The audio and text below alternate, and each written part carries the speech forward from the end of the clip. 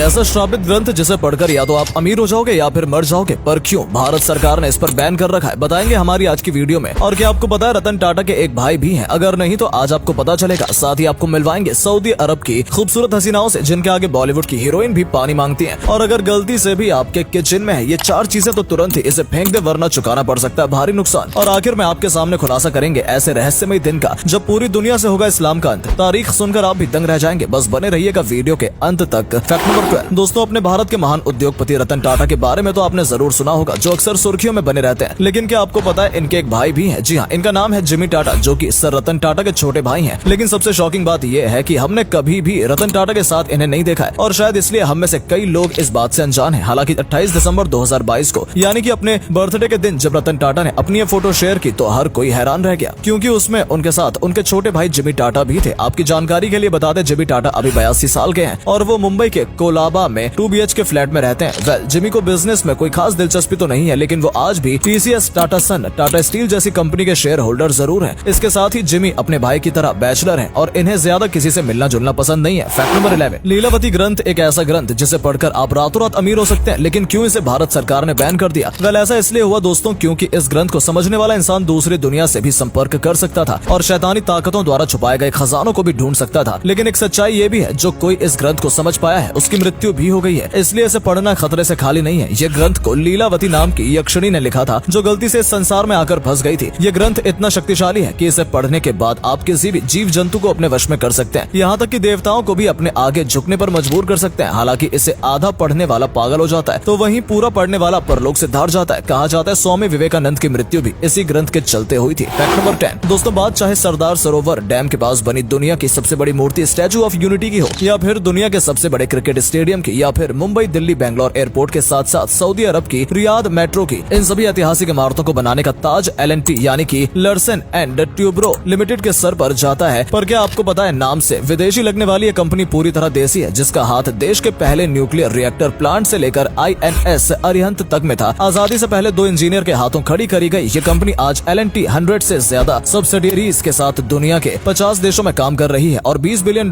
के रेवेन्यू के साथ ही 3 लाख से भी ज्यादा लोगों के रोजगार का सहारा बनी हुई है। Fact number 9। अगर आपको लगता है कि आपके किचन में रखा हर सामान आपके लिए हेल्दी है तो जरा रुकिए, क्योंकि हम आपको बताने जा रहे हैं ऐसे 4 आइटम के बारे में जो आपको बीमार या फिर यूं कहें बहुत बीमार बनाने के लिए काफी है। नंबर 1, टेबल सॉल्ट, जिसे हम आज नमक के तौर पर जानते हैं, लेकिन ऐसा नहीं है, क्योंकि हमारे घर पर आने से पहले इसे तमाम तरह से aluminium based anti clicking agent जैसी हानिकारक केमिकल रिफाइनरी से गुजारा जाता है, जो कि हमारे हार्ट के बिल्कुल भी सेफ नहीं है। नंबर 2, पिकल्स यानी कि अचार, जिन्हें अक्सर हम अपने डेली रूटीन में प्लेट के साइड में देखते हैं, परंतु बाजार में मिलने वाले इन अचारों से मिले refined sugar, refined cotton seed oil जैसी तमाम चीजें इन्हें जहर बना रही हैं। और अगर आप फिर भी अचार के चटकारे के शौकीन हैं तो आप अपनी माँ के हाथ से ही खाइएगा। नंबर 3 पर आता है मोज़रेला चीज, जिसके बिना शायद ही आज का कोई फास्ट फूड प्रिपेयर हो सके, जो कि खाने में काफी टेस्टी होता है, परंतु इसमें मिले प्रिजर्वेटिव्स आपकी डाइजेस्टिव सिस्टम की हालत खराब कर सकते हैं। अंत में बात करते हैं विनेगर की, जिसके बिना शायद ही हमारा किचन कंप्लीट हो। मगर आपको जानकारी के लिए बता दें, इनमें से अधिकतर विनेगर मेथनॉल और कार्बन मोनोक्साइड से इंडस्ट्रियल प्रेपर किए जाता है, जिन्हें खाने में डालने से अच्छा है कि आप इनकी मदद से बर्तन में लगे जिद्दी दाग मिटा लें। Fact number 8। आज के जमाने में हो सकता है इंजेक्शन का नाम सुनकर आप में से कई लोग सहम जाते हो, लेकिन दोस्तों आपको जानकर हैरानी होगी कि आज से कुछ साल पहले 1967 में जेट इंजेक्टर नाम का एक ऐसा भी निडल लेस इंजेक्शन चलन में था, जिसको लगाने पर चींटी काटने जितना भी दर्द नहीं होता, जिसे किसी समय बड़ी तादाद में वैक्सीनेशन के लिए यूज किया जाता था। परंतु कुछ समय बाद WHO ने इसे बंद कर दिया, क्योंकि इससे दर्द तो नहीं होता था, लेकिन इससे बीमारियां फैलने का खतरा काफी अधिक था। Fact number 7। क्या आपने कभी सोचा है हजारों सालों से फ्री में मिलने वाला हमारा ये पानी आखिर बोतल में भरते ही करोड़ों रुपए की इंडस्ट्री में कैसे कन्वर्ट हो गया? अगर नहीं तो चलिए हम बताते हैं। दरअसल दोस्तों, ये पूरा खेल कैंपेनिंग का है, जहां पेप्सिको, कोका कोला जैसी बड़ी बड़ी कंपनियों ने टैप वाटर को बदनाम करके मार्केट में अपना सिक्का जमा लिया। इसके अलावा इन्होंने तमाम रेस्टोरेंट्स और टूरिस्ट प्लेसेस पर पैक्ड वाटर पर जोर दिया, जिससे दुनिया भर के हर कोने में लोग पानी खरीद रहे हैं। आज यही फ्री का पानी $341 बिलियन